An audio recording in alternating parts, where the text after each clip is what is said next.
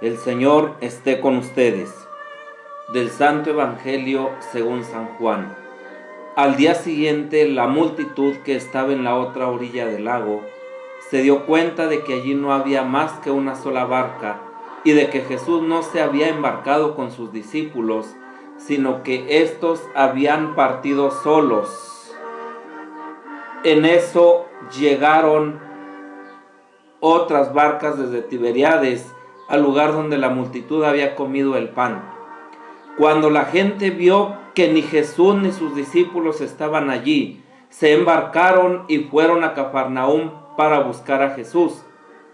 Al encontrarlo en la otra orilla del lago, le preguntaron: Maestro, ¿cuándo llegaste acá?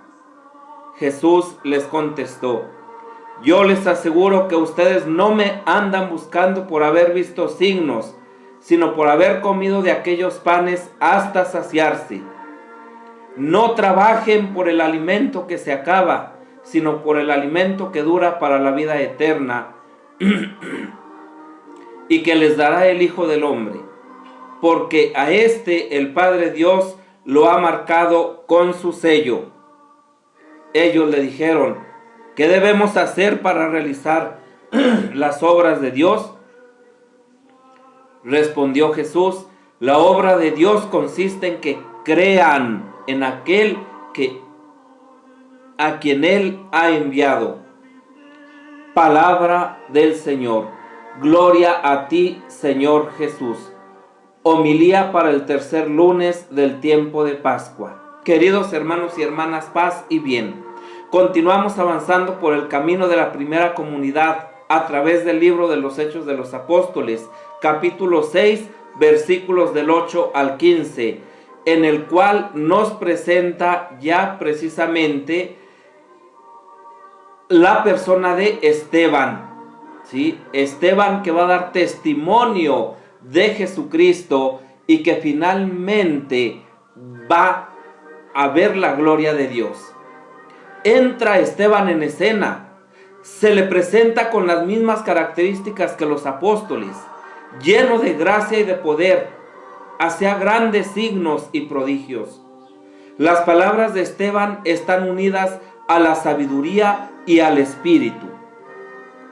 Esteban, como los apóstoles, está completamente inmerso en el plan de Dios, lo conoce, recibe la fuerza del Espíritu para atestiguarlo y anunciarlo.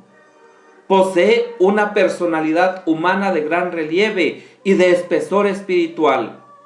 Su predicación provoca de inmediato un conflicto y paradójicamente con los judíos más abiertos.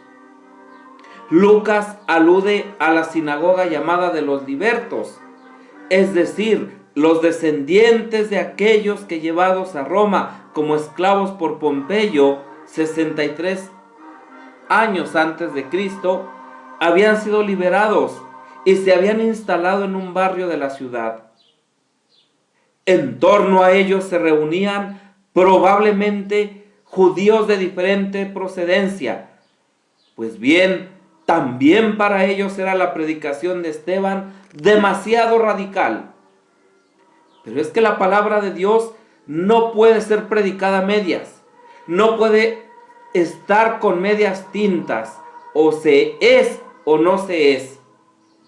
Esteban ataca al templo y las tradiciones mosaicas. En consecuencia, las acusaciones que se le dirigen no carecen de fundamento por completo.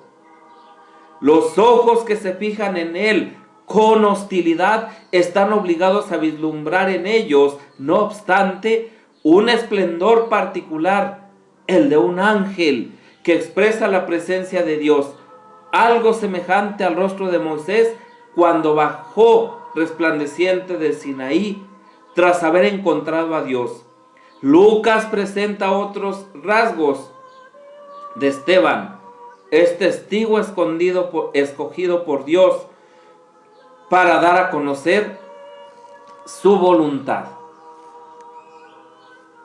Por su parte, Juan nos presenta hoy en el Evangelio las consecuencias la doctrina, el mensaje, el sentido de la multiplicación de los panes. Tras esta, alude el evangelista a la búsqueda de Jesús por parte de la muchedumbre.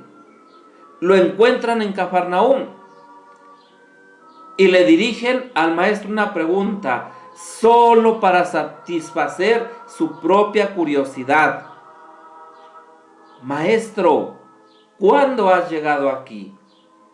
Jesús no responde la pregunta, sino que revela más bien a la muchedumbre las verdaderas intenciones que la han impulsado a buscarlo, y con ello desenmascara la mentalidad demasiado materialista de las personas. Pareciera que nos estuviera hablando a nosotros, cristianos, seguidores de Jesucristo, hombres y mujeres que también estamos en el camino,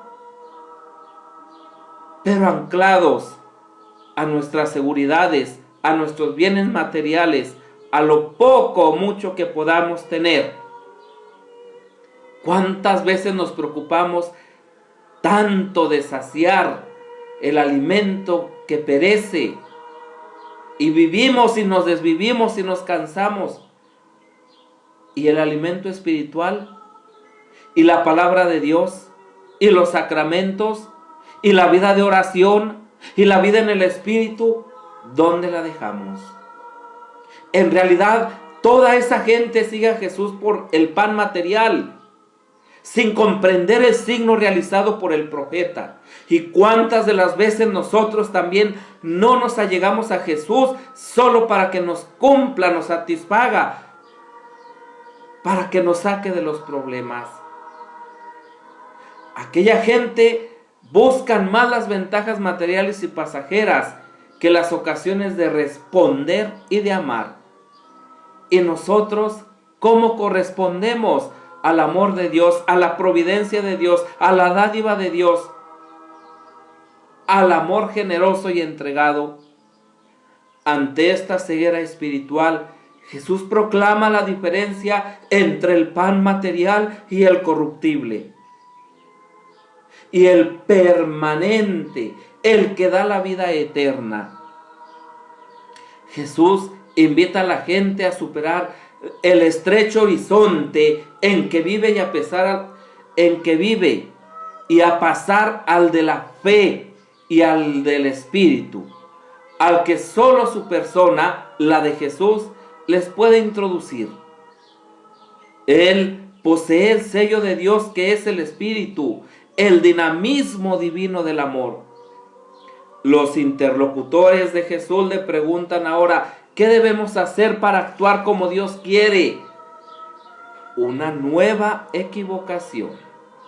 La muchedumbre piensa que Dios exige la observancia de nuevos preceptos y de otras obras, pero lo que Jesús exige de ellos es una sola cosa: la adhesión al plan de Dios, a saber, que crean en aquel que Él ha enviado. Solo tienen que cumplir una sola cosa: dejarse implicar por Dios y adherirse con fe a la persona de Jesús. Es la apertura a la fe lo que ofrece un pan inagotable y lo que da la vida para siempre al hombre que acepta ser libertado de las tinieblas. Que crean en aquel que Él ha enviado y actúen en consecuencia. Queridos hermanos y hermanas, Esteban es el primer apóstol de los helenistas.